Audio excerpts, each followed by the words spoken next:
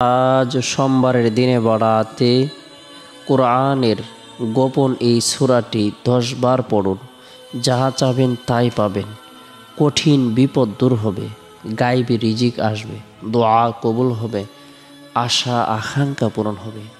সোমবারের দিন এমনই বরকতপূর্ণ একটি দিন, যে দিনের মধ্যে আল্লাহ তাআলা আসমানের সকল দরজা উন্মুক্ত করে দেন।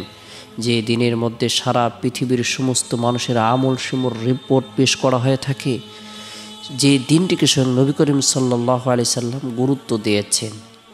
আমরাও যদি এই দিনটিকে গুরুত্ব দেই, এই দিনে নফল ইবাদত বন্দেগী করি, নফল নামাজ পড়ি, কোরআন তেলাওয়াত করি, জিকির আজকার করি, তাসবিহ তাহলিল পাঠ করি, রব্বুল আলামিনের দরবারে রুনাজারি করি, আল্লাহ তাআলা আপনাকে আমাকে অসংখ্য অগণিত নিয়ামত দ্বারা ভরপুর করে দিবেন।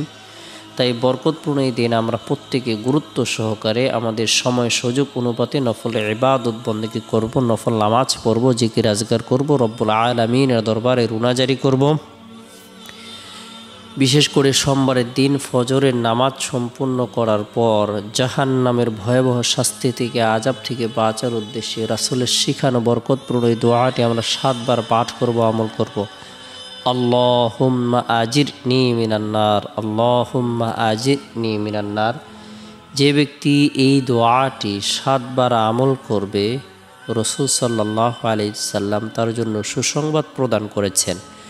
তাকে জাহান্নামের ভয়াবহ শাস্তি থেকে, আযাব থেকে আল্লাহ তাআলা নিরাপত্তা দান করবেন।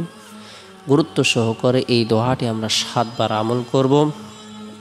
এরপরে সোমবারের দিন জোহরের নামাজ সম্পূর্ণ করার পর পবিত্র কোরআনের গোপন একটি সূরা, যে সূরাটি তেলাওয়াতের মাধ্যমে বান্দা আল্লাহর একাত্মবাদ স্বীকার করে, সেই সূরাটি আমরা 10 বার আমল করব। এই সূরাটির নাম হলো সূরাতুল ইখলাস। সূরাতুল ইখলাস পবিত্র কোরআনের 112 নং সূরা। এই সূরাটি মক্কায় অবতীর্ণ হয়েছে। এই সূরার মধ্যে একটি রুকু রয়েছে, 4টি আয়াত রয়েছে। বিসমিল্লাহির রহমানির রহিম।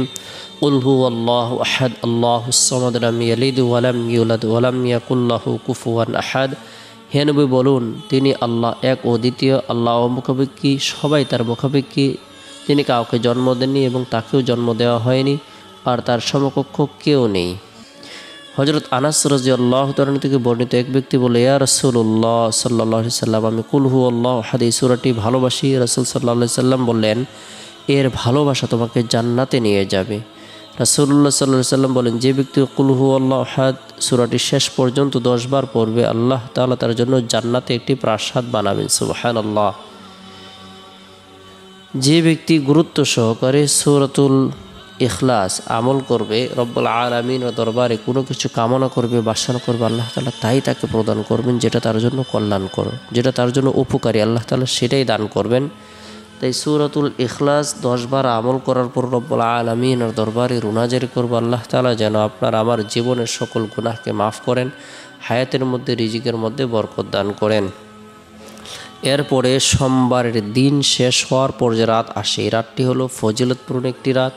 এ রাতের মধ্যে বিশেষ করে এশারের নামাজ সম্পূর্ণ করার পর আমরা গুরুত্ব সহকারে 3 তাসবিহ আমল করব। সুবহানাল্লাহ 33 বার, আলহামদুলিল্লাহ 33 বার, আল্লাহু আকবার 34 বার। এই তাসবিহ তাহলিল তাকবীরগুলো পাঠ করব। নবী সাল্লাল্লাহু আলাইহি সাল্লামের প্রতি মহব্বত রেখে, ভালোবাসা রেখে দুরুদের আমল করব। আল্লাহুম্মা সাল্লি আলা মুহাম্মাদিন আবদিকা রাসূলিক ওয়া সাল্লি আলাল মুমিনিনা ওয়াল মুমিনাত ওয়াল মুসলিমিনা ওয়াল মুসলিমাত।